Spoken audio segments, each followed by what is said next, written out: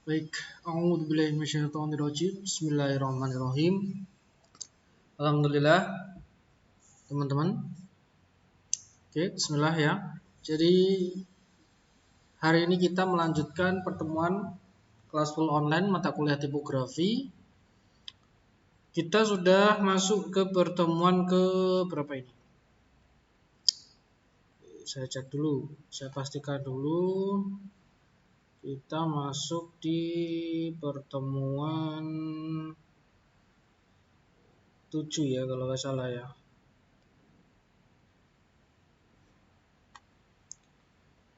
Kelas saya. Nah, di sini benar masuk ke pertemuan ke-7. Jadi pada pertemuan pertama kita sudah panjang lebar membahas tentang pengertian mata kuliah tipografi.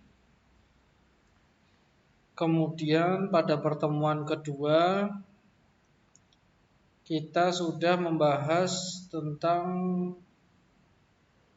definisi tipografi dan pengertian tipografi menurut para ahli ya.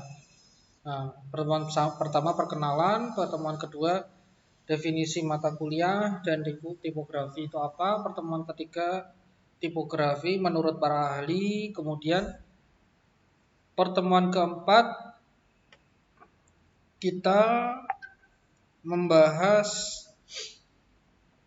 jenis apa ini? Jenis font kalau nggak salah ya. Mulai membahas tentang jenis font. Coba saya perhatikan dulu dari saya. Materi sejarah ya, sejarah tipografi. Setelah sejarah kita membahas tentang tipografi. Yang pertemuan kedua sejarah. Kemudian jenis font ada serif, sans serif dan fantasi ya. Nah, sekarang kita setelah memahami jenis font dan tujuan dari tipografi.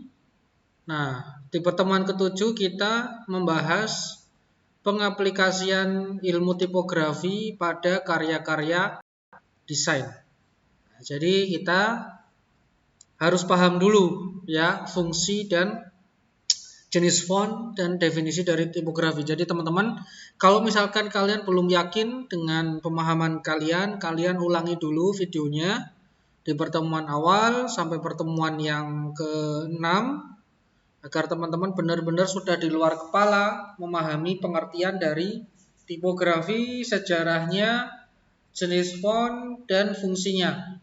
Jadi kalau kalian belum memahami semua itu, ya kita tidak akan bisa dengan lancar melanjutkan materi selanjutnya. Jadi tolong benar-benar dipahami dulu. Oke.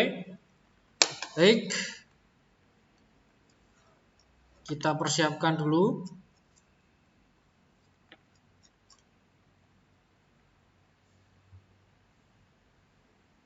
Kemarin kita terakhir membahas tentang fungsi kejelasan dan klasifikasi ya.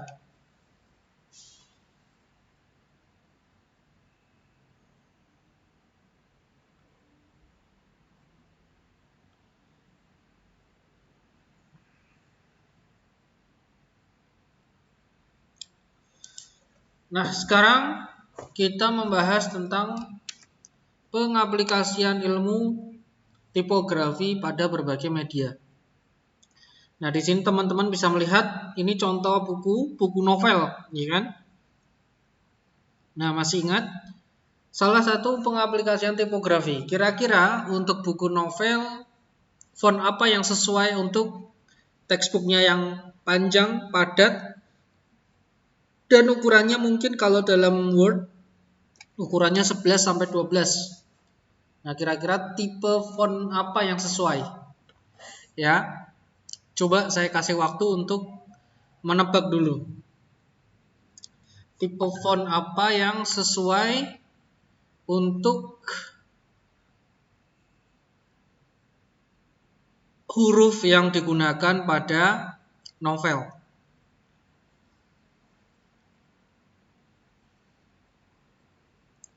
Jadi ciri-cirinya huruf itu dalam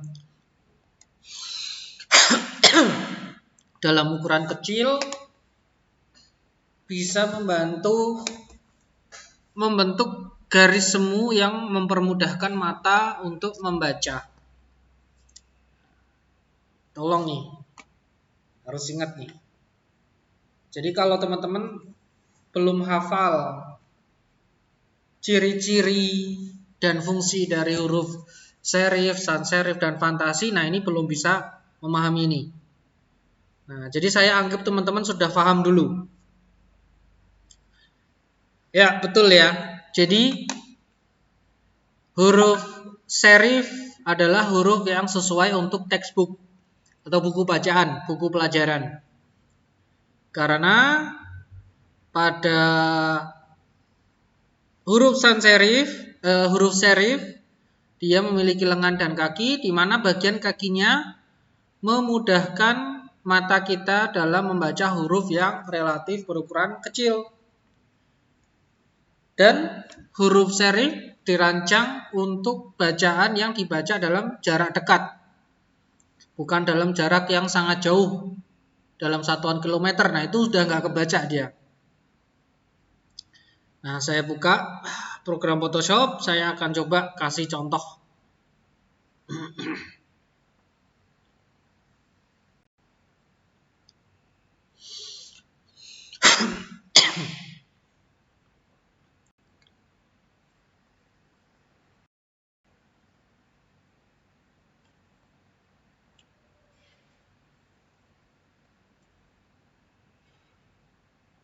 Oke, loading ya.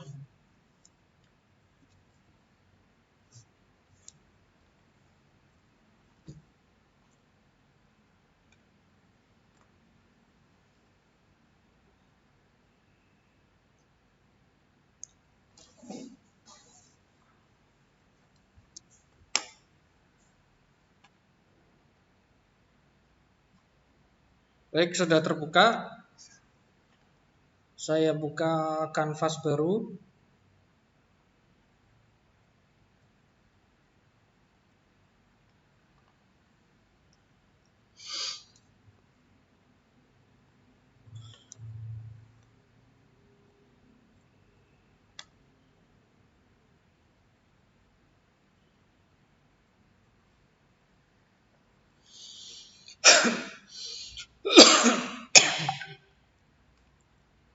Saya buka tools text.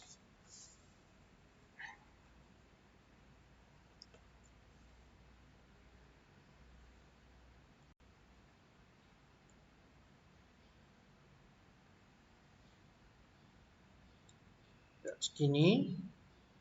Ukuran font saya buat ukuran 11. Kebelah 12 nih. Saya akan andai saja dulu berani mencoba. Saya akan menggunakan contoh huruf sans serif Times New Roman.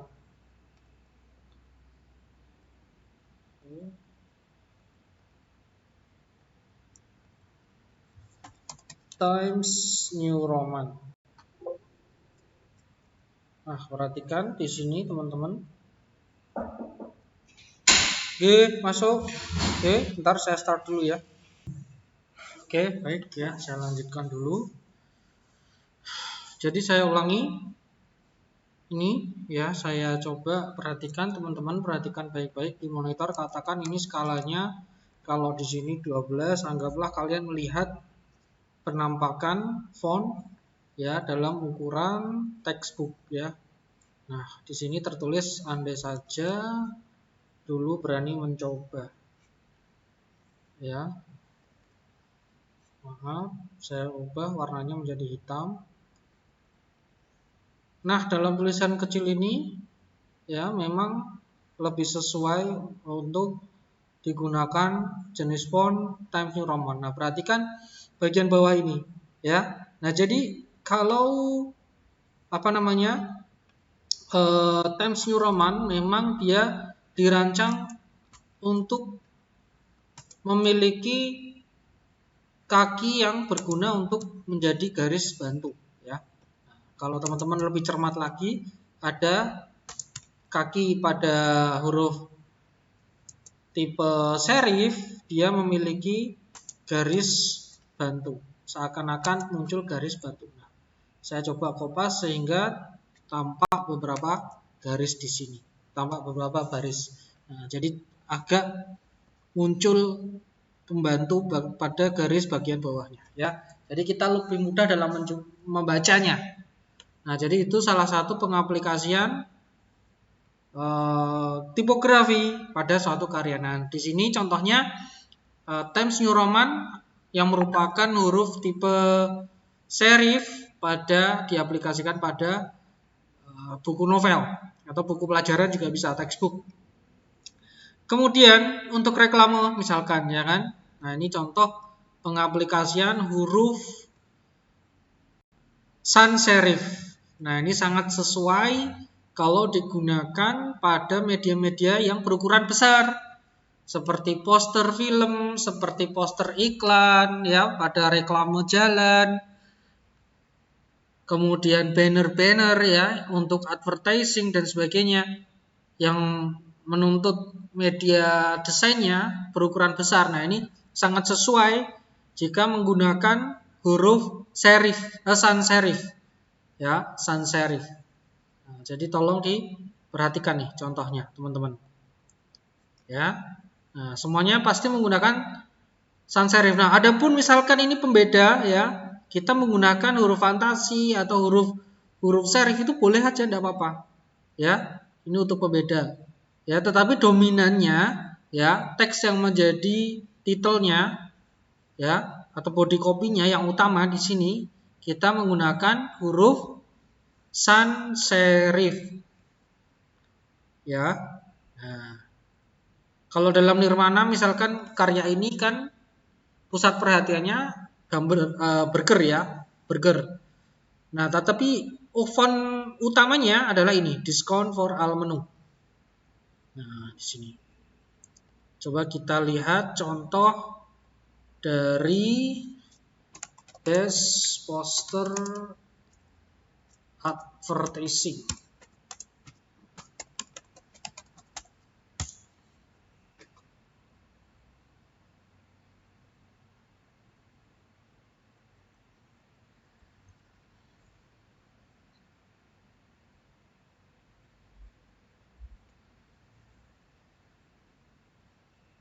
Nah, perhatikan ya. Rata-rata kalau poster pasti dia menggunakan huruf sans serif. Run for a positive cause, ya. Nah, seperti ini. Kemudian ada lagi. Nah, ini perhatikan. Ya, kalau poster dalam ukuran besar dia pasti menggunakan sans serif.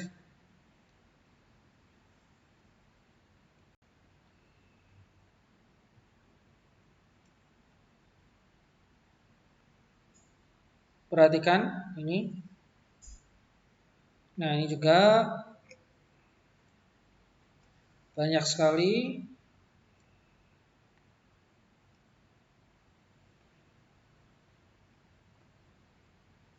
Nah, ini ya, teman-teman ya.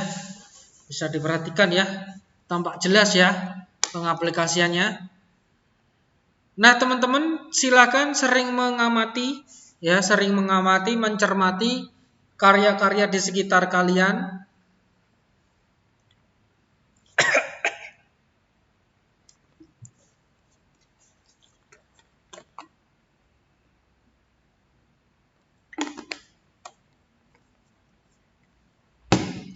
Bagian mana karya mana yang menggunakan serif, sans serif atau jenis huruf yang lainnya. Ya, jadi memang seorang desainer itu dituntut untuk lebih cermat dalam mengamati karya agar perbendaharaan visualnya selalu meningkat dan bertambah. Wawasannya meningkat.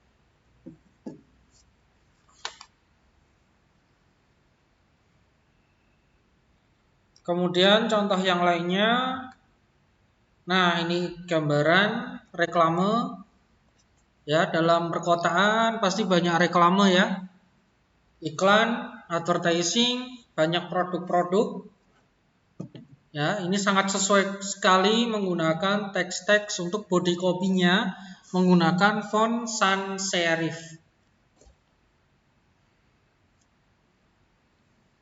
Jadi ini contoh pengaplikasian sans serif pada reklame. Kemudian pada bagian majalah ya, cover ya. Nah, ini cover majalah. Nah, karena majalah juga adalah untuk titelnya diwajibkan tegas dan menjadi pusat perhatian, jadi sangat sesuai digunakan font sans serif. Nah, tetapi uniknya majalah dalam teksnya ya, bacaannya kadang menggunakan sans serif juga. Karena bacaannya kadang, nah di sini ya teman-teman ya, dia lebih banyak gambar dan teksnya itu padat ya, tetapi dia hanya sebagian. Ya, jadi tetap nggak capek dibaca. Ya, sebagian. Jadi lebih ada kombinasi antara teks dan gambarnya kadang seimbang. Bahkan kadang didominasi oleh gambar. Ya. Nah, jadi majalah yang ideal itu antara gambar dan teksnya kadang seimbang, minimal seimbang. Jadi kalau misalkan majalah lebih banyak teksnya, nah berarti itu estetika dalam desain majalahnya, layoutnya sepertinya cukup kurang ya.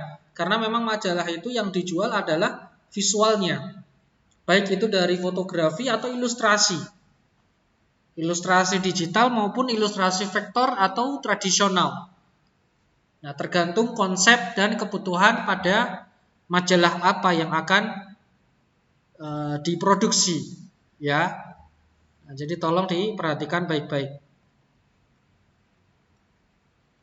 Kemudian pada komik, nah di sini teman-teman bisa melihat komik kadang fontnya tipe script, fantasi, atau dekoratif. Karena apa? Komik itu bacaan yang nggak banyak dalam setiap dialognya. Karena dalam komik itu bacaannya berupa balon kata teman-teman. Nah, balon kata dalam satu halaman itu kan nggak sampai setengah alinea. Setengah halaman halaman komiknya nggak mungkin. Jadi sedikit-sedikit.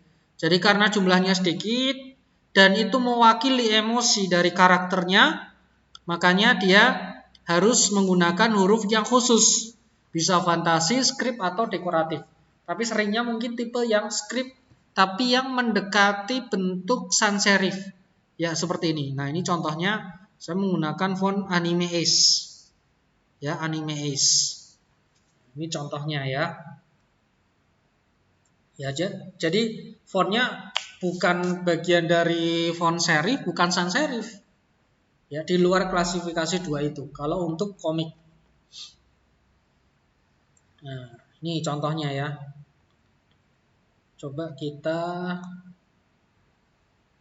perhatikan jenis contoh lainnya.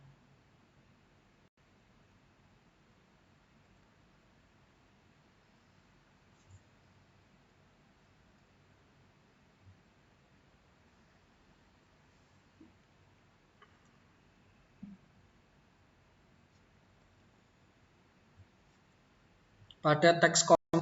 Tapi kalau untuk covernya, teman-teman, ya covernya kita bisa menggunakan huruf fantasi atau font yang sudah kita rekayasa, ya. Nah, misalkan ini salah satu karya saya. Nah, silahkan bagi teman-teman yang berminat untuk mengetahui karya apa itu bisa dilihat di sini ya. Di channel Ayub Nurmana pada YouTube dan akun Instagram @ultimate_glad. Ini contoh dari pengaplikasian tipografi pada halaman komik. Karena sebenarnya kalau kita bahas itu sangat banyak sekali ya media desain. Nah, ini hanya salah satu aja. Nah, ini kan nggak banyak nih teman-teman, nggak mungkin Dalam satu halaman itu kadang nggak nyampe setengah halaman.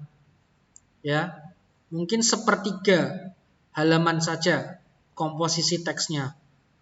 Ya, karena gambar dan teks harus seimbang, bahkan lebih didominasi oleh gambar. Ya, kalau untuk komik ya. Nah, di sini ada dialog ya yang mewakili dialog karakter. Ada balon kata yang mewakili dialog dari setiap karakternya. Ya, nah, ini seperti ini ya, teman-teman ya. Contohnya. Nah, adapun sound efeknya kita bisa menggunakan huruf fantasi atau dekoratif. Bahkan huruf yang kita modifikasi itu boleh. Kalau untuk komik. Karena komik itu memang perpaduan dari desain dan seni, teman-teman. Ya, jadi lebih banyak juga estetik dan seninya. Nah, bahkan kadang satu halaman cuma satu kata aja nih. Tuh, ya. Jadi dia menggunakan tipe huruf script yang sesuai ya. Seperti ini teman-teman ya. Oke. Kemudian contoh selanjutnya adalah karya poster film. Nah, ini ya, bisa poster komik atau poster film atau cover komik atau cover film.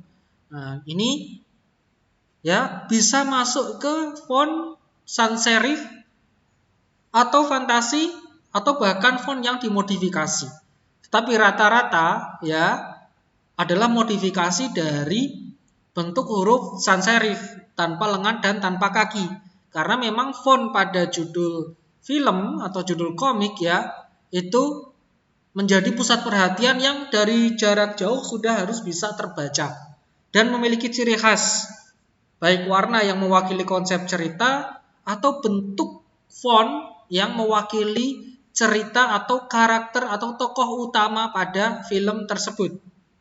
Ya, misalkan di sini ada Gundala.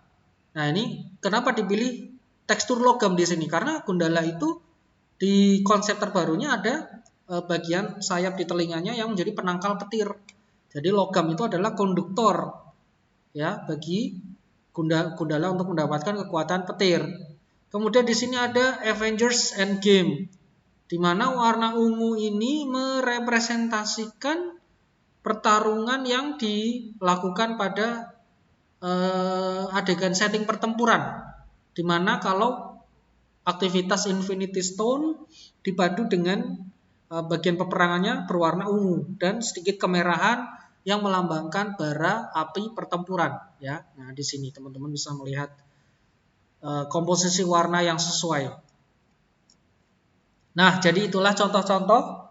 Silahkan teman-teman perbanyak lagi referensi dalam mengamati karya-karya desain agar teman-teman bisa lebih banyak wawasan ya, wawasan perbendaharaan visual kalian, khususnya pada mata kuliah tipografi. Nah, coba teman-teman tebak kira-kira jenis font yang ada pada karya saya ini jenis tipe apa ini? Teman-teman bisa melihat ini.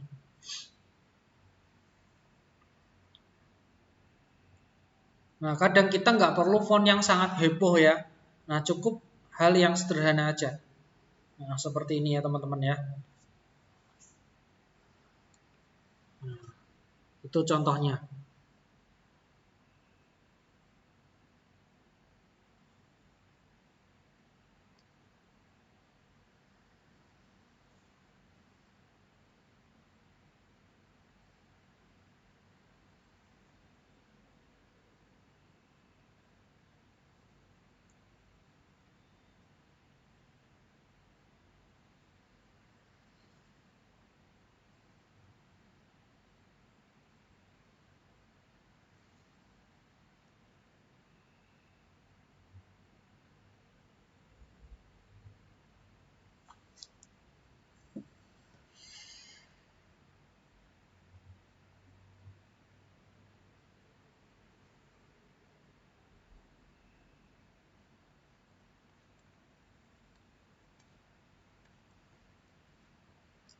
Nah, mungkin itu aja teman-teman.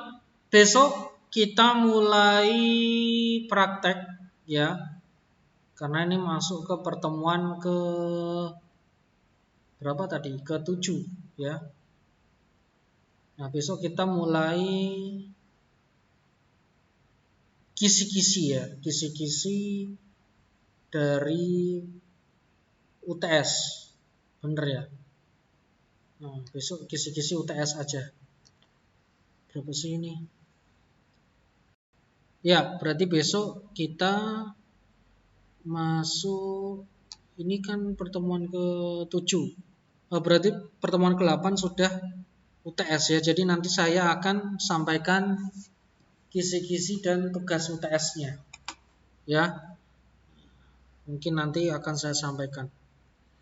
Nah, sedikit trailer kisi-kisinya, kita nanti coba menghafal 10 tipe font, 10 nama font dari font sans serif, serif, dan fantasi. Jadi mungkin kurang lebih itu tugasnya teman-teman. Nah, nanti praktek kedepannya kita bisa membuat titel yang merupakan salah satu karya tipografi. Kita membuat titel.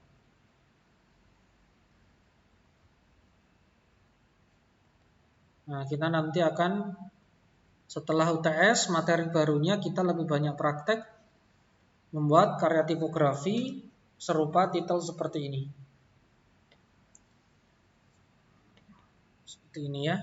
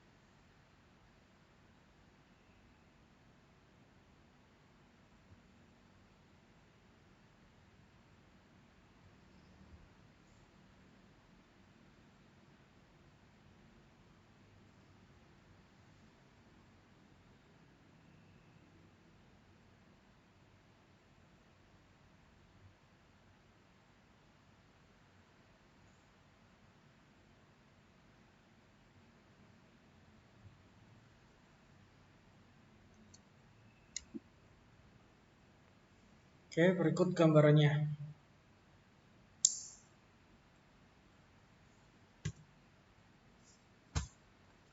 Oke, itu ya teman-teman ya.